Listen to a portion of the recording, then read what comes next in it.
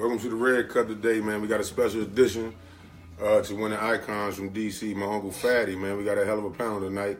Share some stories, man. We got Stacy Robb, Charlie Moe, Uncle Rodney Wright, Delonte Taylor, and JoJo Hunter. We just came to talk about, like the loss of my uncle, man, Fatty, how much he meant to these guys. We'll let Stacy start off, man, as far as how long you known him, how much of an impact it was in your life. First of all, man, it's an honor and a pleasure to be here to help celebrate the homecoming of Roland Fatty Taylor, man. Your family member and Rodney Wright's family member, man. All my prayers go out to y'all, man. What this guy meant to me, man, coming up as a young man in Washington, D.C., man, playing this game of basketball as an 8th grader, I met him. And, I was basically, man, doing some things that I hadn't been doing. And he pulled me to my coat. He pulled my coat, told me, "Look here, young man, you got a lot of talent, man. Get yourself together, man, and do something with yourself." But I was a young man. I wasn't really paying him no attention. And I went on, and did some things I really do regret. But each and every time I saw this young man, every time he came home from the summer from the University of LaSalle up there in Philadelphia, and we would always greet him at Watts Playground, man. And it was an honor, for him to take the time out to help the young guys coming up in this city, man. After him, man, he's gonna be truly missed in this city by a lot of guys that came up with him, after him, and after him, and the guys that played in the league for him, man, that played with him. And I know it's a sad loss for them, man. My hat goes off to Roland Fatty Taylor. Me being a former ball player, wish I'd have listened to him, man, because he told me some great things. May he rest in peace, man. Stacy Robson. Appreciate that, man. You got young fella Charlie Moe. Yeah. We know a lot about Fatty. We didn't get a lot of chance to see him play. So I know your dad did. Yeah, being a historian, I went back to my dad, after I heard the news, and I told him, I need some information on him. But I'm going to give you what I know off the top is that he is well respected, and that's from him being a people's person, man. He's a great leader on the team. He type to take the sorriest person on that team, make him feel like he's one of the best, that he can hang around him. Yes, sir. He's a people person. He said the only people that ain't like Rodney was when he was on the court. Fatty, when he was on the court, because the way he played, he harassed. He's trying to win every damn game, and he's getting people involved. But off the court, they said, man, he was just a subtle soul. Everybody just came around him. What Fatty gonna do? What Fatty gonna do tonight? They try to hang around him. And people don't know, man, he played in the league. He died at 71 years old. So that's right. He helped start some of this stuff for some of these cats that's sitting right here with us that inspired them. He played in the league, with the Virginia Squires, the Denver team when they converted over. He played with the Washington Capitals one year. Came home and played, and he stayed in the league. And when he retired on top. He went out the way he wanted to go out. He wasn't forced out. He went out. He said, "This is enough. I gotta go something else. I'm gonna do some business ventures." But one thing about him, man, he made sure his family was always straight. That's one thing my father said, that he made sure everybody was straight. And when somebody is doing the right things, is when they can go to another city and live where they played at for a year or two and just decide, I'm going to live there, instead of coming back home. But he was always home because his mother was here, his family was here.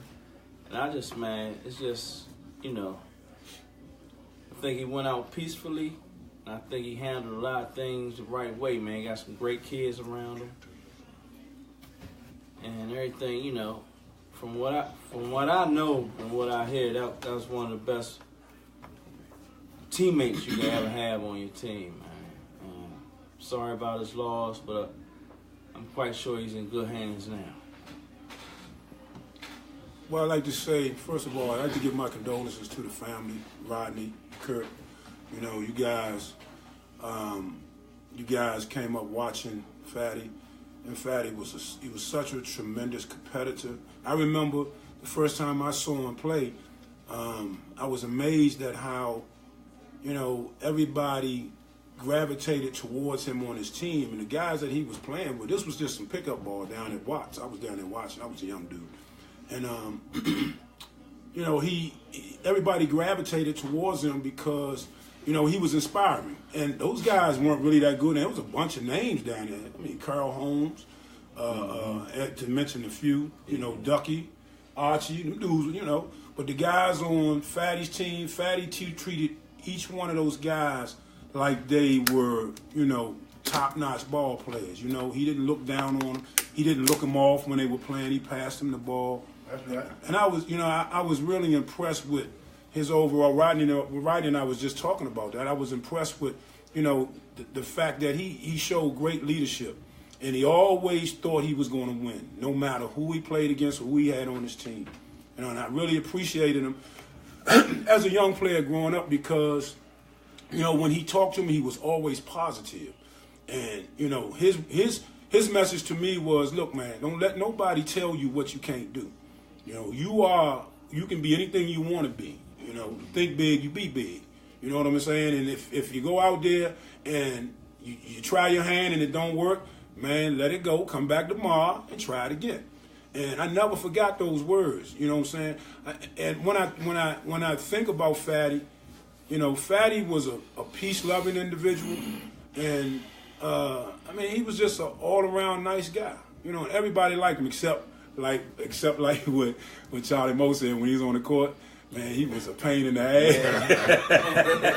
Man, he gonna get in your shit. You know what I mean? He tried to take that ball from you. This dude trying to win. He didn't care who you was. You know what I'm saying? I was thoroughly impressed by Fatty, and we gonna miss him, man. He was a great guy. Yeah. My condolences to Rodney, Kurt. First of all, I want to say Fatty was the top of the chain as far as the bloodline because, Rodney was a great high school and college player, and Kurt, you kept the bloodline going as well as your brother and Mike. I kind of have a message from one of Fatty's competitors, Ed Myers.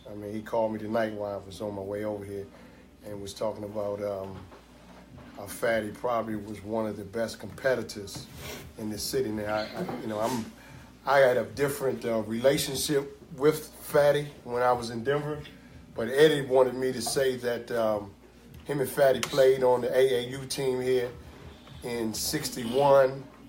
They also played in a championship game against each other, and their relationship grew from that. And I remember during the times when me and Mr. Myers got acquainted, he used to always take me up to Luzon, so I got a chance to play against Fatty a few times up in Luzon with Superman Sims and Kermit Washington, Bernie Williams, and I was a young guy, 9th, 10th grade, and Fatty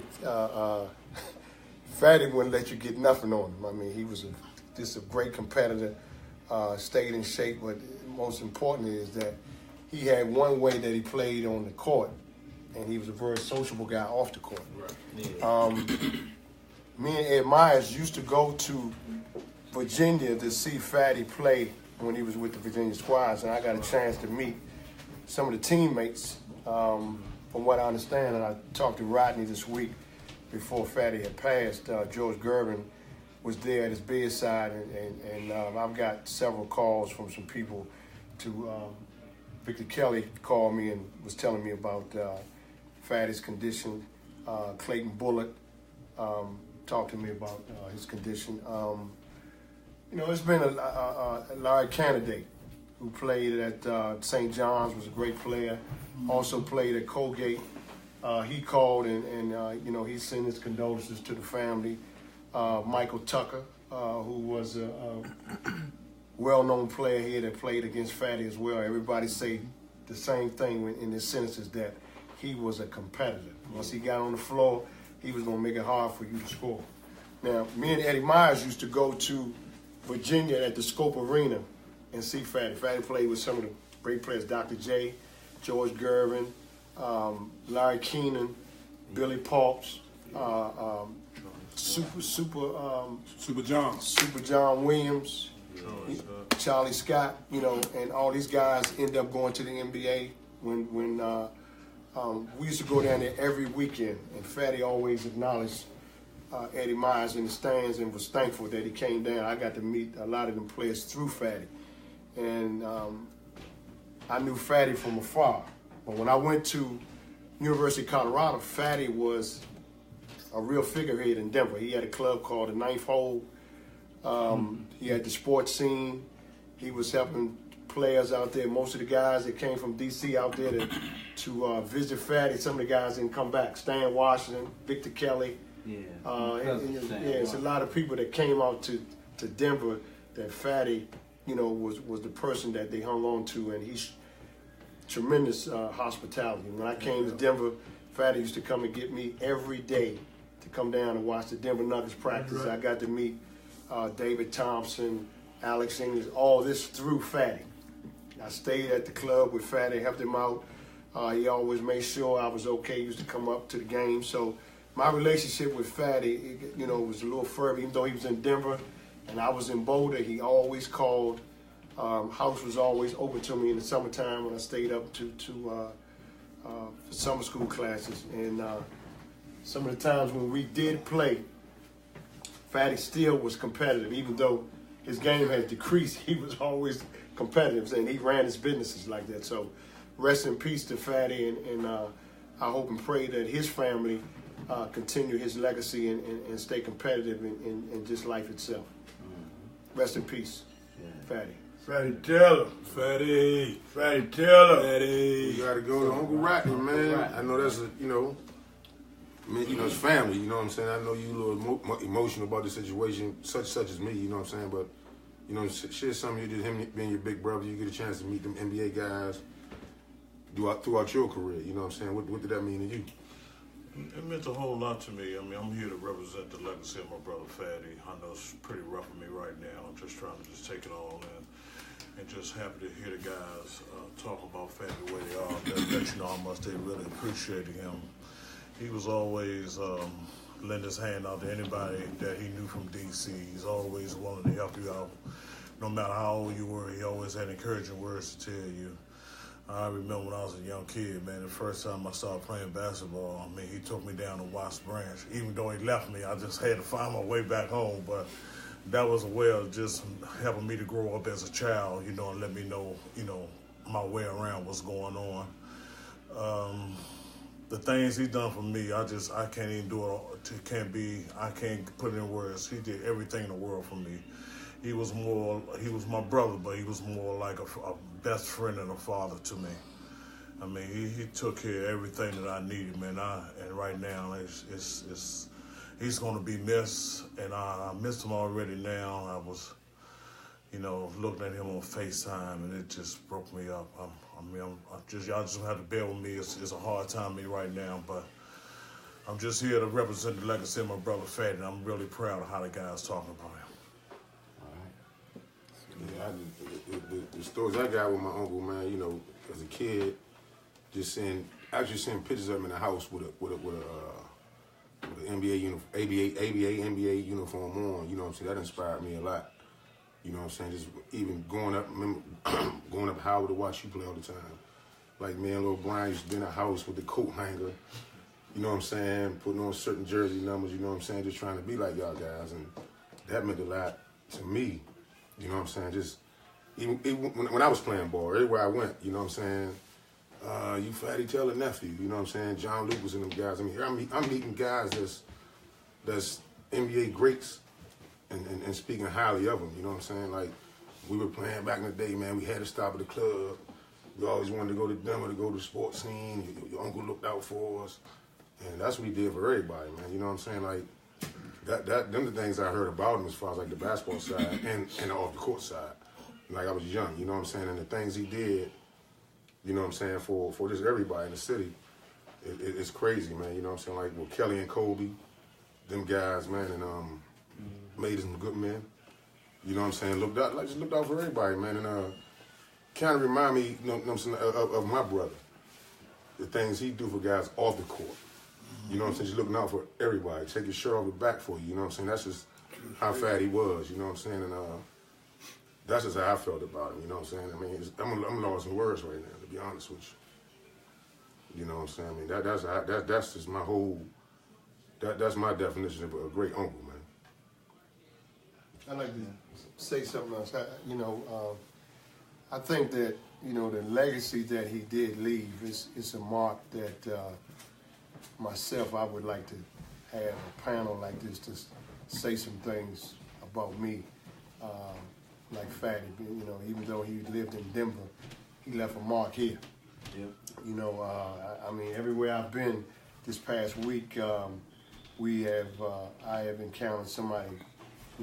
You heard Fatty tell it pass, and I'm privileged at this point to be working at the Horton Funeral Home, and there's a possibility that we might get a chance to see Fatty off, and it means a lot to me that I'll get a chance to see him and pay my respect to him in a different way, and even if we don't get him, I will be there to pay my respects to him, because he's, as a friend, you couldn't ask for a better person. He stayed the same way with me the whole time, and I think I talked to him when he was supposed to come to D.C. when he went back to LaSalle about the Big Five. Yeah, the Big Five that they had in LaSalle, and I don't think there's anybody that really had anything negative to say about him. So I think that's a plus, and it's big on the character that he developed over the years of being Fatty Taylor.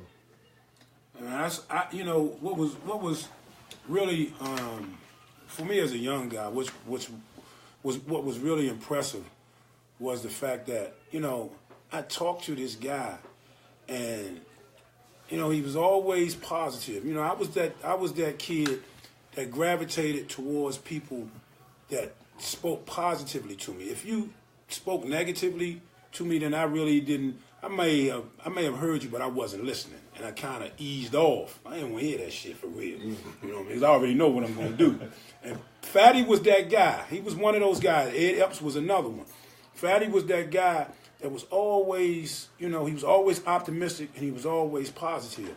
And I remember when the Virginia Squires came to play the New Jersey Nets out at Cole Fieldhouse. Scooby and I went out that joint. Mm-hmm. Man, that was a hell of a game, man. I watched that joint. I saw Fatty. I say, man, look here, man. That's it was just an honor for me as a young guy to be associated with somebody of his character. You know what I mean? And his stature. I mean, he was just a hell of a dude. Nice guy, man. So, except when he was on the court. He was a motherfucker on the court, boy. He, liked him though, loved him, man. Fatty, we gonna miss you, homie. We gonna miss you. Did you ever get them Adidas, man? Yeah, I got them. Yeah, they good. Hey, man, I'm going to turn up a little bit, man. My name's Stacy Brown. I'm going to turn this thing up a little bit, man, about Fatty Taylor, man. We're going to put a little laughter in here. Turn up. I come out of high school, man, after Parade High School All-American, but I, fell off the limb a little bit. So I got back in the, Chick Lyles got me back in school. I went to Niagara Junior College. So, I'm up at Niagara Junior College. I'm playing ball. Coaches find out that I'm back in school. So I talked to Calvin Murphy, because he went to the University of Niagara. Chick, Gary Jordan, Skip McDaniels and them. Skip speak, but they just leave from up there, Skip McDaniels. So I'm talking to Calvin Murphy one day while he on the sideline. We're in the gym. I said, man, my name's Stacy Robinson. I played. We said, but you're a little older than these guys. I said, yeah, well, I'm trying to get back in school. I said, I know Fatty Taylor. I'm dropping names, right? Steve Higgins, Jerome McDaniel. So I say, well, man, I may want to go out to Colorado and try to get back in school since Fatty out there. So Calvin, this is a true story, y'all. Calvin called Fatty about a week later when I come up Niagara. They in the office. They call me in the office. Fatty Taylor, Stacy Robinson, how you doing, man? Hey, Stacy, how you doing, man? I say, Fatty, look, I'm trying to get back in school, and I may want to come out and visit Colorado. Fatty say, well, look, Stacy, man, go visit Oklahoma, Nebraska. Memphis State, make Colorado your last choice, boy, because I'm not ready for you out here yet, right? Hey, man, Calvin Murphy, the coach up Niagara, man, they bust out laughing, man. I say, Fatty, but I'm all right now, man. He say, but look, man, still go visit them schools first before you come out here, Stacy. hey, man, we laughed all day long, man. My man, Fatty Taylor, man. But he's always, I got a chance to talk to him through Kurt, Mike, and Rodney, you know, before he passed away, man. He say, man, Stacy Robinson, how you doing, boy? I say, Fatty, let me hold something, man, till the Mod Squad come back on. He say, I'm going to send it to you Federal Express, but make sure you send it back, though, man. Man had a lot of humor with him, too, as well, man. No bull. Yeah, no bull. Funny dude. Funny man. I'm going to miss him, man, tremendously, man. He had a lot of humor. Yeah, he man. He was in town one time. He called me. He was like, man, you got anything to do today? I was like, nah. He said, you ain't doing nothing. I said, nah, I ain't doing nothing today. I need you to take me around. I go pick him up. I didn't know he literally meant, do you have anything to do today? Man, I say, we went about 5. I'm taking them places. I said, man, we gotta get some more gas. Man. Right. It's 5 hours. We 5 hours in. Right. You know he can talk. You Yeah, know what I'm right, saying? right. You call him, man. You on the phone all night. Right. You know what I'm saying? And we just ended up, man, going to get something to eat. And that was one of my last encounters with him, you know what I'm saying, when he was healthy. And I think that's what I remember. That's the last thing I remember being with him. Great, You know what I'm saying? man. I talked to him on the phone the other day. My Uncle Mike, you know, put him on the phone. Couldn't really understand what he was saying. Ended up passing like 2 days after that. But he knew who I was. You know what I'm saying? That just made me feel great. You know what I'm saying? That made me feel real good. You know what I'm saying? And I respect my Uncle Mike for just being out there for him. You know what I'm saying? Through that time. Kelly and Kobe doing a great job. Yes, sir. Like the whole family, you know what I'm saying? Yes, So sir. it's just a blessing, man, just to have somebody like that in your family. Yeah, Fatty was definitely a sociable person. When I first went out to Denver, you know, the players that you wanted to see or never met, Fatty had a club out there that catered to the Broncos and the Nuggets. Right. And whoever they played, Fatty would have some kind of dinner for somebody, or all the players would come to Fatty's club. And Rodney, you can attest to this. He had pictures of everybody. Right. Everybody. You know, I can tell you, to bring a little humor to it. And I just spoke with him the other day and told him that Fatty had passed. Ernie Graham was down at the Charlotte game Graham. with Muggsy Bogues to see Stephen Curry play. And David Thompson was there, and I spoke with David and told him that Fatty had passed. So he also sent his condolences. David used to patronize Fatty's club. And Fatty did this for a lot of the Nuggets and the Broncos. When the wives used to come and was looking for the players, Fatty used to put the guys in his office and go out and tell the wives, you know, nah, he ain't here, he already gone. You know, and you know, he was a former player, Right. you know, Yeah. but David Thompson stayed in his office. His wife used to come all the time. Tom Boswell, remember Tom, Rodney? Yeah, Tom Boswell, Alex English, you know, the wives used to always say, Fatty, I know he in here. The Fatty would say, nah, he ain't in. Look, all these people here. And the clubs used to stay packed. Fatty made a living on being a social person out there, and he also had, you know, the club. And I mean, everybody came, from Larry Brown to Kiki Vandeweghe. When Fatty used to come to the Nuggets games, I don't think it was never a time when we sit in seats. We always were sitting down on the floor or standing where the players run out at. That's where Fatty was at, because him and Larry Brown played in the ABA together. So Fatty used to come through the back door like all the other players. You know, but man, this is a human here that brought a lot of people together. Yes, sir. You know, everybody that I wanted to see came through Fatty's club. And At the time I was you in mentioned Denver. Larry Brown's name. When I was in Indiana camp, we had this defensive drill, and you know, Larry put me to the side. He was like, "Look here, man, hand check these motherfuckers like you only did." He said, "Man, I used to hate playing against that motherfucker." He said, "Just harass these motherfuckers." Like then he knows I wasn't that type of guy. You know what I'm saying? Like that wasn't a strong part of my game. You know what I'm saying? And he told me, he was like, man, if you can mix that Fatty Taylor defense in with your offense, he's like, you can go a long way. Did you ever shake his hand when he was at full strength? Fatty? Yeah. Yeah. I mean, he had a grip on it. So you know, back in the day when they was hand checking, You going where he wants you to go. You going where he wants you to go. Yeah, without a doubt. Hey, we speaking on the humor thing again, man. You know, man, I used to hang at their house, man, by the window by the alley, man, when getting tennis shoes from my man Rodney Wright, right? So this particular summer, Fatty happened to be on, right? And I'm hollering up at the window, Rodney! Fatty look out the window and say, Stacy, man, what do you want, man? I said, man, Fatty, I want to holler at Rodney, man. I don't need some shoes, man, to play in, man. He said, man, Rodney wear 14s, man. You can't fit no 14s, man. I said, well, throw me your size out there, Fatty. Throw me something out the window, man. Man, Fatty tell Rodney, man, throw that man some shoes out the window so he can get away from the window, man. We ain't here trying to sleep, man. Remember that, Rodney? Hey, man, you talking about a funny dude, man. Man, I'm on my bike, man. It's about 11 o'clock at night, man. He said, what are you doing out at this time of night, man? I said, Fatty, I'm down here working on my game, man. He said, man, you telling us out, man. Why is you... Hey, man, good man, funny man. I couldn't help but go past the house every time I come past the playground, man. Real talk, man. Real talk. Say, man, what are you doing out there? Rodney, throw that man some shoes. Throw him something out there. Rodney threw me about 2 pair of 15s out there, man. And I put them Jones on my back and went home. I don't know what I did. I probably sold a pair and played in a pair. Hey, you was sliding in the Yeah, I was sliding. But look, then speaking on, I want to know why he was the only one in y'all family that played good defense. No. You just spoke on it. Hey, man, you told know, Larry Brown. I wasn't going to say that. You opened the door for that one, man. Look, I wasn't going to say that. I think him and my brother and Uncle Mike. I'm going to say that, but you just asked about it. You just told Larry Brown. I stayed in front of my man. Ain't that a bitch? Ain't that a bitch, I stayed in front of my man. I wouldn't know. Lord have mercy, man. Man, you was leaking off for the fast break, man. All the time, man. You know what? Y'all had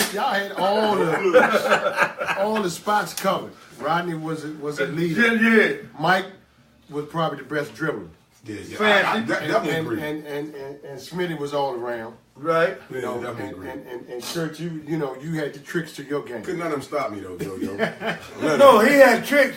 Not to cut you off, Joe, but he had a little shot he used to throw. Now, me, you, and Nut, Delonte Taylor, right? You couldn't get off the floor like us. You played below the rim. But me, JoJo, and Delonte played above the rim. And this guy right here used to throw this little. He backed you down and just throw. How we would have blocked this shot? You would have grabbed it. I would have grabbed it like this and handed it to the referee like this. And here go the ball, man. With that little ugly ass hook shot. I'm trying to get some laughter in y'all, man. You know, I know it's a serious moment for y'all, man. But Joe, would you have grabbed his hook shot? That little shit he used to throw like this, man. And he was tricking them dudes from Baltimore, Connecticut. Man. I was sitting in the bleachers. Y'all can't block this shit, man.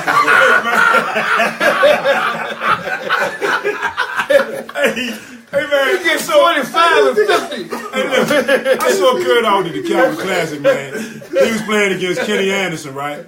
Hey, man, he burnt Kenny Anderson. Red Cup, baby. He burnt Kenny Anderson. He burnt Kenny Anderson's ass up, right? Yeah. So, where he fucked me up was he'd get to the rack, and then he would dish the joint, and then act like he making the layup with no ball in his hand, right? So I asked him. They was going That was that showman. No, that was that showmanship. Hey, man, hold up, boy. We got shit now. Hey, look, I seen him. Where you get that from? Well, I got it from Uncle Mike. Hey, listen. Uncle Mike was a tricky motherfucker. Hey, listen. Hey, Stacy. I seen him the next day. I say, hey, Slim, what the fuck was that? He said, man, this is before your time, Slim. You don't know about this shit, man. I was like, oh, my God. We got Big James Bryson in the house with us. Big Slim was from Villanova. Hey, it was a great bloodline though, because a lot of people didn't get to see Mike play. Oh, Mike was Mike could play. Mike You know, and this is the thing though. He got to Denver and got around Fatty. and just stop playing. Had too much fun. Yeah, he was having so much fun out there. When I got up there, I said, Mike, I said, man, is you going home? He said, I'm home now. Right. Hey man, but you never explain that. Listen, I'm gonna give him his props, man. You fuck Kenny Anderson up. Explain what to you? You never told me what that was about. I didn't see nobody go for the fake, man. The fake layup, man. Who I passed it to, you know what I'm saying? They scored, right? Yeah, I finished. Yeah, Yeah, I finished. University of Villanova. With a strong 9. Yeah. No bull. Yeah. No, but I got a lot of that shit from Mike. You know what I'm saying? The knowledge of the game, you know what I'm saying? Definitely from Uncle Rodney, my brother, Fatty, all them. The game was in y'all family. A lot of people don't understand. A lot of people sleep on Kobe and Kelly, though. Yeah. You know what I'm saying? Kelly was mean at Pitt, at Curl and Pitt. Kobe was mean at Coolidge, you know what I'm saying? So, it's all around the family, but the good thing about it, we all guards. Yeah, So, you know what I'm saying? When you got your older uncles teaching you certain shit about the game at that position, man, that was very helpful to my game. You know what I'm saying? Very helpful to my game. I can imagine he was inspirational, man, because he was always positive, man. You know what I mean? Yeah. You know, he inspired you if you just listen to him. Mm-hmm. You know what I mean? When I used to talk to him, I was like, God damn, man, this dude is so positive, man. You know. And he, you know, I was young. I was sorry as shit then. I couldn't play no basketball. You know what I mean? But he's like, man, you gonna be all right. Just keep at it, yo. Hey, man, hold up. Okay, no, that was talking Cal Murray. Hey, we down watch one day, man.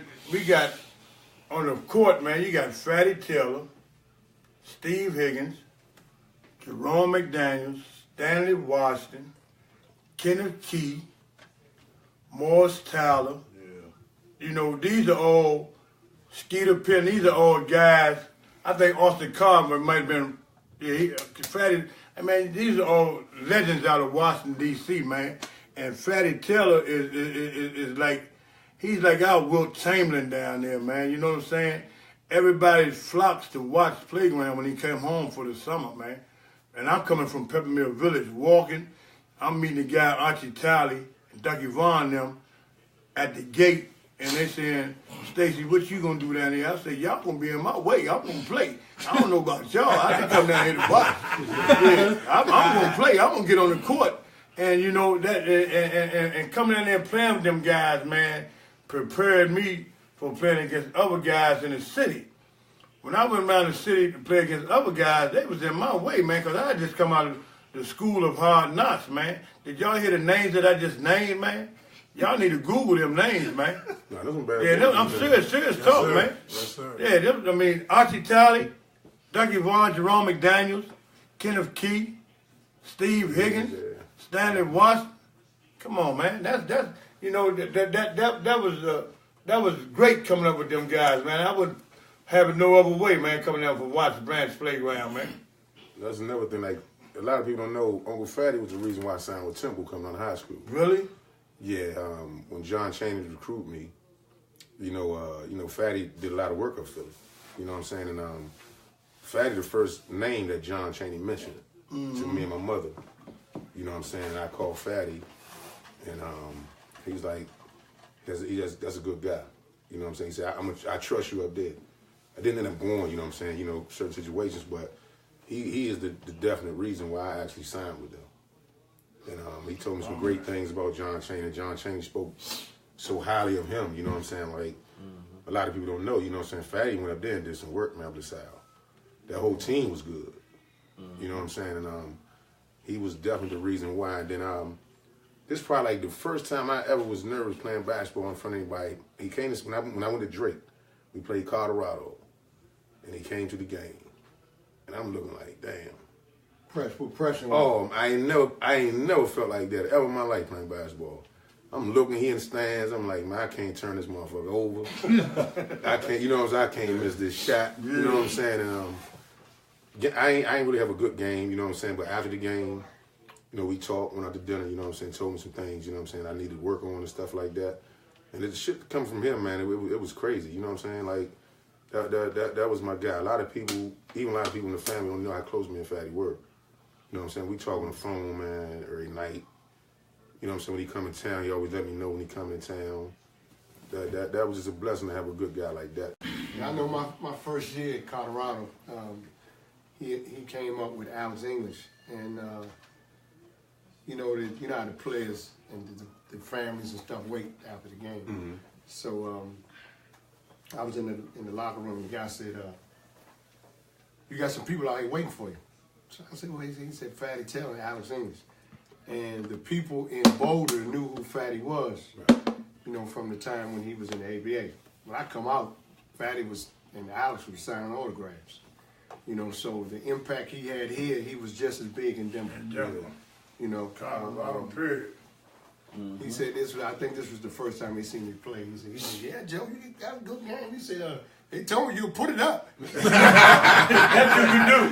That you can do. You don't do that. I passed. Yeah, I passed more than you, Smith. No, that's bullshit. It's in the book. Hey man, you know though, we always listen. Whenever I see him, we always had this conversation about who took the most shots. You. It was between y'all two, man. Nowhere near. No, Between y'all two, man. Nah. Get that back on me right now. JoJo Hunter took all the shots. Did y'all hear me, Washington, D.C.? Oh, God. I'm saying this to say because he was a prolific scorer. Well, you know what? He took all these shots, man. If you ran a fast break with JoJo, you might as well go to the half-court line and come on back. Now, Let's get back on D, yeah, man. because that thing going up. But your team going to be up by 10, though. Let me tell you this. I'm going to give you a story. We went to the, even though I led the area in scoring, we went to the Capitol Classic. Right. And we ran plays. Chick Lyles was there, but Chick was the one that told me that this was in effect. So Clyde Austin Right. and Hawkeye was going to go to NC State. That year, right. And I didn't know, but Chick somehow done found out. Right. So we played against Darryl Griffin and them at the Capitol Classic. Right. And I ended up being a co-MVP to Hawk. Yes, sir. And we ran some good plays and stuff. So we got in the game. Hawkeye got loose early. Yeah. And I pop up and clap my hands. Clyde would throw it the other way to Hawkeye. So that game was over. So we was on our way to the Dapper Dan. To Dapper Dan. And we were sitting in there, and I was on the bus, and I said to myself, boy, if I get to going tonight, they ain't gonna see it. My whole mind changed. I came with a big old trophy like this, and I had a little plaque. Right. We got the Dapper Dan, Yes, I sir. had the trophy. You reversed that thing. Then we went to the East-West All-Star game. Reversed So it again. Hawkeye told me, said, "Joe, you got started early, didn't you?" I said, "Yeah." I said, "Yeah," but I learned that in an All-Star game is who get off first. Yes, sir. And a lot of people didn't think that me and Nut would play well together. Really? When we played in the 50-0. Oh, And man. Nut has Nut has that same intuition there. Whoever gets started first. This dude, Don't let him try to put the weight on us. I was just thinking about this shit, man. Nut will put it up too. What was Jocko's real name? Who? Jocko. Mike, Jackson? Greg Jackson. Hey, man, we played the championship game. It was JoJo, myself, Rodney, Stacy. We had a bomb squad, man. We go up, we played them New York up in the carousel in Philly. Hey, man, listen. So we had a very unselfish team, and whoever had it going, we give them the ball, and we do other things. So, man, about the second quarter, man, JoJo went off in that joint. He scored about 12, 14 points. He was busting their ass, right? One time, the ball rolled out of bounds, so it was our ball, right? So he and I was walking to the sideline. You know what I mean? The ref had the ball. He was getting ready to hand it to us so we could take out. Joe say, "Nut, I'm fading out. I say, "Well, pass it then, motherfucker." Man, he shot 5 more. I said, "Motherfucker." Hey, playing that 50-0 Legends thing, the old-timers league, in our age group, I was the first one to play. I tell Nut and Joe and them, and Rodney and them a year later, I'm the first one to play. So, we having a great time. We playing against the best. We played the New York team down Potomac one night. Gus Williams, his brother Ray, Mike Bannum, Ed Cersei, and some more guys. Anyhow, Rodney Wright running the point, right? He got on 14 wristbands on his arm. He got on 15 on his arm, right? Hold. He got the mouthpiece in. He got the he got the shit underneath his pants, right? He's looking all NBA shit, right? Me, JoJo, and Nut on the team. So I'm having an off night, right? He comes to me 2-3 times. He started going to Joe and Nut. So look, man, I put my shit on and watched the JoJo Hunter, the Rodney Wright, and the Delonte Taylor show. Man, they put on the show down there, motherfucker. This boy here was finding them. Do y'all remember that game, man? Yeah, that was a game, yeah. This might have been your first game, Joe, playing. Yeah. Hey, man, man, we cooked that we night. had smoke coming from down Potomac that night, man. Yeah, we cooked that You know, night. and all this go back to the show. I mean, all this go back to the competitiveness of Fatty Taylor, of what he has laid down for us in Washington, D.C., man. No matter who we play against, you know, we going to give it our all. And that's what we did every time we touched that 94, man. It didn't matter. Like Joe brought up Hawkeye and Clyde and Darrell Griffin and them. Man, anytime you come to Washington, D.C., man, with the Fatty Taylor rule, man, slay their ass. But be a gentleman off the court. But on that 94, man, you have no friends, man. And that's where we get all that from, man. Yeah. And I'm not just saying that to win no brownie points or nothing. That's a true spill. If you're a Washingtonian and you play in this area, man, the Fatty Taylor rule in effect, man. Hey, check it. In that game over Potomac, that was Joe's first game. That was his game. Man, Joe was busting their ass. Yes, he was. Man. He was Hey, listen, this what happened. Remember George Gibbs was coaching, remember? He sure was. And George took you and I out, right? So we were sitting on the bench beside each other. So Sandy got up. He say, George, he say, George, you need to get JoJo and Nut back in the game, right? So George on the sideline, he giving off the signals and shit. He coaching his ass off, right? So Sandy say, George, you need to get Nut and JoJo back in the game, right? So he still, you know. So Sandy say, George, motherfucker, I know you hear me calling you. I hit you on your motherfucking your chin. You don't hear me there. Hey, man, we was going to piss laughing like shit, wasn't we, man? Oh, Sandy, what's up, Sandy? Let me give out a shout out to Sandy Freeman. What's up, Sandy? Sandy. Yes, sir. Yeah. Old timer.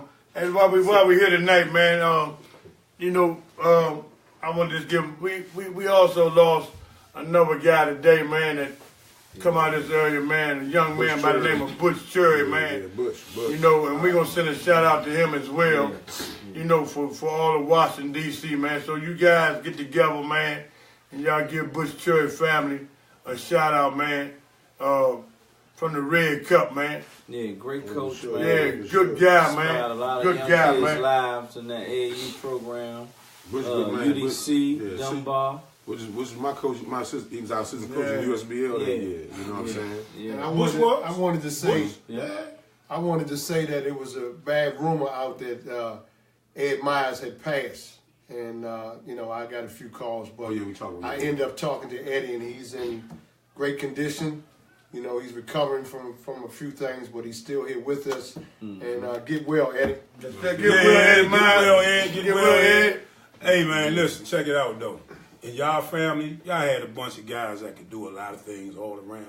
Best passer in y'all family right there, man. I know this. Okay, I'm just letting it be known, just in case. I wasn't talking about you. It may be some people out there in the audience. No, I'm not disputing that at all. Listen, we go up to, remember when we go up to Essex? Remember that? We go up to Essex and we play Edgar Jones and them. Yeah. We down a dub. We down 20 points, right? So we come out the second half. Man, and we get to running that joint, man. Rodney get to slinging that motherfucker all. Hey, man, Shorty could pass his ass off, man. Good, man. Hey, if you playing with this guy, You can get the rock. oh, ain't no question about that. But if you run through the lane and you ain't looking, I guarantee he gonna bust you in your motherfucking head. I guarantee. Hey, man, we walked that shit down and came about it with the win, didn't we, Stacy? Yes, sir. Oh, man. Yes, sir. That was a hell of a game, wasn't it? But man? he couldn't shoot a water gun. If you take him to the Universal Soul Circus and shoot the little men that rolling around. Man, he hit the 11th Street Bridge every motherfucking time, man.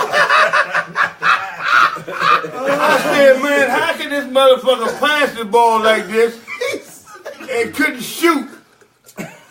I said, Rodney, this is unacceptable, man. Couldn't shoot a motherfucking water gun, man. Do you hear me, man? Let's get y'all to laughing, man, for Fatty tonight, man. Hey, right, get back on the Fatty situation. What did you learn from him as a just watching him hoop at that point guard position? He taught me leadership, man. He was strong-minded, man. He would get after you. You know, he made me not scared to play against anyone. That's right. You know, when I first started playing at Evans, man, you know, it all started when Fatty took me to Dave Bing's camp. And put a shout out to my idol, Dave Bing. That's where Fatty really got his basketball from. And that's when it all started for me. Fatty took me to Dave Bing's camp when I was 9 years old, and I went up there until I was 18. And just being on Dave Bing's camp, man, I learned a whole lot. Fatty will help me on the sideline with a lot of defensive plays and just, you know, keep my feet moving. I wasn't as good a defensive player as he was, but I was pretty good. But as far as the leadership part, I knew I was one of the best in D.C. Yes, sir. Hands down. You know, being a point guard. I mean, Top five. I know people can't take it away from me, but I really still believe that, and it's okay. But Fatty was just growing up, being my brother, that really got me started, and he taught me very well. Yeah. Hey, man, hey, Kurt, man, Rodney can play. I'm telling you, Rodney, Ducky, Larry Coleman, 3 best point guards I ever played with, man. Rodney can pass his Ducky ass. ain't passing no motherfucker. No, Ducky can pass, man. Ducky can pass. Ducky can score too, though. Ducky used to score like a mother. We used to put. Say that again, Stacy. Ducky was slow as shit, though. Yeah, he was But methodical. he could score, he could play, but he was slow as man. Ducky, will you get your ass up the court? You know, you 4'11", you got 48 points. Yeah, he could score the ball, but slow as a motherfucker. Hey man, we used to put Ducky in when we was playing with the Trotters with Melvin, man. We used to put Ducky in the post. Yeah. Ducky ever got 6'5" on him. He was tricky the shit out of him, man. Yeah. No joke, man. Definitely man. Ducky. Yeah, he used to be there. He was a little boy. He used to watch that shit, right? He was like, damn, man, y'all hooping like shit, man. Ducky was good, wasn't he, man? Hell yeah. Ducky was real good. Hey, let's get a few words from James Bryson, man. 6'7" out of University of Villanova. You're sitting there with some greats here, James Bryson. You don't know your history right here, man. Hey, look, let me tell you Hold something. on. On February is not only Black History Month, December is Black History Month. We got Charlie Harrison, Rodney Wright, Delonte Taylor, JoJo Hunter, Kurt Smith, and Stacy Robinson. How you feel being in the company of man? I'm gonna tell you how I really feel. Hey, look, you know what it is, man? What's that? This is the foundation, man. Yes, Y'all know sir. y'all the foundation, man. Y'all laid down the groundwork for us, Yeah. man. You know what I'm saying? And just pass the torch. I look at it like a track meet. Y'all just pass the baton. You know, and, See, because you much younger than us, JB, but you know we got hip to you down in Largo. You know what I'm saying? Your name really rung bells, man, in the county. You know, my son used to speak about you a whole lot. You know, and I see you today doing great things with the kids. You to coach up Montgomery Junior. But let me hold something till tomorrow, man. James Bryson, y'all, University of Villanova, my man. Bryson, give us another spill on Butch. What Butch got to you, man? hey, man, well, I'll tell you, man, you know, Butch Cherry, I got to really, You see? yeah, Butch gave me an opportunity to, he introduced me to the AAU world. You know, it was my chance to kind of finally get into the youth travel basketball, and he had done high-level grassroots, you know, AAU basketball for quite a while. And so my first year, and I've coached with Butch like the last 4 or 5 summers, but it was real good that I came in with the #1 team in the country. It was crazy, man, but I learned so much from Butch, man, and just kind of learning and being able to kind of put the pieces together with him and Coach Mack, and then, you know, Coach Thompson, and there's the whole little lineage of even the language, the basketball language that I learned from him, and I'm laughing, saying, damn, so that's, you know, so a lot of things kind of clicked, but Butch was one of the most humble, good guys, and he always kept a good even keel. And so what I took from him a lot, and when I would go back and coach my own team, I've seen you coach, was try to just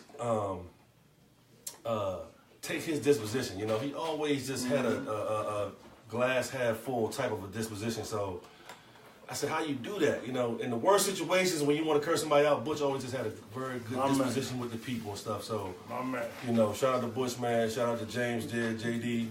Yes, You know, Maynard, we had a good little run these last 4 or 5 years, man, and Butch was obviously an intricate part of that, man. JB, man, that was a good spiel. Glad you could join us, man, and drop your spiel with us, man. You're a good dude, man, and keep up the good work, man. It's not funny, Ricky. He a co-host, Stacy. Yeah. Okay? You'll get a sidebar with this, Ricky. Go down. Hey, tell me your co-host, man. Yeah, nah, that's all, man. I know you want to be part of the show. Hey, what's my name? I know you part of the show, Ricky. We gonna touch. I know you part of the show, Ricky. We gonna touch on one more subject, man, before we close out. You know what I'm saying? So, Rodney, as young growing up, man, how was it like? You know what I'm saying? You meeting guys like George Gervin, who Fatty gave the name to, Iceman, and Dr. J and them guys, man. That you know, those were the LeBrons and Kobe's back in the day. You know what I'm saying? Like, how did you feel as a young fella just meeting them guys? They coming over the house and all that stuff. Oh, I was ecstatic, man. I mean, people don't know I met all the real superstars back then when I was a young guy, when Fatty was playing the ABA. The first true superstar that I really met was Charlie Scott. Him and Fatty was the guards together the first year at Virginia. Okay. Then Dr. J came in the next year and met him. He was a really nice guy. And the coolest out of all of them was George Gervin. He was at Fatty's bedside, you know, when he passed away. So, I mean, that lets you know how much he loved Fatty. He flew in from San Antonio. Yeah. And George Gervin, I mean, he loved Fatty. Fatty loved him. And they was all, he learned a lot of things from Fatty. And he used to come around Fatty's house every day. Every time it was a break in school, I used to go down to Virginia to be with Fatty. So I was with him a majority of the time. So me growing up, I got to meet a whole lot of people, you know, that people never really met from D.C. I was privileged at that time to meet those kind of guys. And it was fun, you know, and they all took me in just like I was a little brother to them, just like I was with Fatty. He kept me around him. So that's kind of like, you know, where it went with me. You know, it was good. I had really good experience with that. You know, to grow up, man, and know them kind of people. When they saw me, they knew I was when they saw me again. So, you know, it was, I loved it. I loved every bit of it, put it that way. That's the part I'm going to miss. I mean, I miss a whole lot of things. But Fatty has spurred me, you know, showed me around a whole lot of stuff when I was a young guy. So I was kind of around older people when I grew up. So that's probably where I got the attitude being just like Fatty. Fatty was down to earth, man. He was down to earth. I mean, just unreal how, I mean, he was a hell of a player now. Like I said, I saw them out at the Cole Fieldhouse, and I think that game, George McGinnis had like 41. They was playing the Denver Nuggets. And Dr. J had 38. It was the Nets. No, it was the Nets. It was the Nets and the Squires. It was the Nets and the Squires. And man, when I saw Fatty out on the floor with him, I was like, oh man, you know, I know that dude, right? You know, and I was like, yeah, that's my man. I know him. You know what I mean? But you know, Fatty was a nice guy, man, and we all loved him. And you know, just like what Rodney was saying, you know, if you listen to him, he would help you. You would learn a lot listening to him because he was very inspirational. Mm-hmm. You know what I'm saying? He told Stacy, man, get on with me. You got the shoes, man. I'll let you, man. Bye, man. You know what I'm talking. Well, I like to say, you know, a lot of times when you say the history of basketball, the first two names that come about is Elgin Baylor and Dave Bing. Yeah. But from this day on, I would like to also put Fatty Taylor's name in there because he was definitely as good as a basketball player, but probably better as a person. Mm-hmm. You know, and I think it's an even kill with him as far as all around. Yeah. You know, so for the people that's from Washington, Washingtonians, when you say Elgin Baylor or Dave Bing, Adrian Dantley, I mean, the list goes on and on. You got to put Fatty Taylor's name in there. Right. Yeah. Right. And then you got to say, yes, sir. In closing, man. This is from Fatty Taylor, man. I remember going down to the Coliseum watching the Virginia Squires play the Kentucky Colonel. Louis Dampier out of Purdue was playing a little guard, and Fatty Taylor. No, I'm sorry, go Oh, ahead. yeah. And he was bringing the ball up court. Hey, Rick, every time I say something, you bust out laughing. What's going on here, buddy? Is there a problem here? Nah. You could not put the ball on the floor with Fatty, man. Dampier was twirling and twirling. He put it one time down. Fatty get it, kick it to Doc. Man, Doc bounced it 2 times from the free throw line and broke Dan Issel's neck down there on 3rd Street in the Coliseum. You dig what I'm saying? And all the defensive play that this boy, Fatty Taylor, played, had on the court. And also in closing, man, Fatty Taylor, man, it was an honor to the family, to y'all family, to be here to talk about you, man. I really appreciate you, man, as me coming up as a kid, the things that you try to install in me, man. I'm a 60-year-old man now, and, man, I appreciate you very much. Gonna miss you, Fatty Taylor. Stacy Robinson, Omaha. Yeah. Hey, y'all know that's the GOAT right there, right? Yeah, that's the GOAT right there. In closing, man, like just let the DMV know, man. They call it DMV now, so I guess we gotta go with that. Coming up this summer, man, first annual Fatty Taylor basketball camp that I'm throwing. The dates will be out very soon. You know what I'm saying? I want this thing to go a long way. And I want this whole panel to be. If I can speak to the kids, all the time. I want the whole panel to be a part of it, though. Not only just speaking to them, I want everybody to be involved. Because y'all guys, y'all don't know what y'all did for me and guys like Charlie Moe, Bryce, I mean, anybody. Like, we just need to get something going. You know what I'm saying? Everybody respect us. You know what I'm saying? That's no doubt about it. This panel right here, man, I don't think you... Y'all don't understand. I think, this you know what I get? Can't get this I don't know panel if y'all right understand here, how man, you know necessary what I'm y'all are, man, for real. It's always big ups to y'all, man. JoJo to be, you know, nut. I mean, and then y'all be in shape and all But that. you didn't call my name, though, Chris. You the GOAT, baby. No, G-O-A-T. That's your GOAT. G-A, Rodney. Look, no. G-O-A-T, brother. And in closing, though, man, I gotta appreciate you guys for coming through to doing this for my uncle, man. Thanks. And I definitely gotta give big ups to Uncle Rodney, man, because I know you going through it just as well as I am. Sir. The whole family going through it. For you to come on and do this, you know what I'm saying, that's much respect. You know what I'm saying? That's strong, man. You know, I always looked up to my uncles, man, and you guys, man, JoJo, Nut. I met these guys through you. Yep. You know what I'm saying? Stacy, you know what I'm saying? Me and Charlie Moe been best friends forever. And we always looked up to you guys, man. And just to close the show, man, I love all you guys, man, but especially big love for you, man. You know what I'm saying? Y'all niggas taught me a lot, man. Yes, sir. You know rest what I'm in saying? peace, Fatty. Fatty Taylor. Fatty. Fatty. Omaha, Fatty Taylor. Yeah. I'm still going to visit University of Colorado, though. Shout out to Uncle Mike, Kobe, Kelly, and the Big whole Mike. family, man. The whole family, y'all. Brother Smith, sir. everybody, man. Peace. Appreciate you. We out.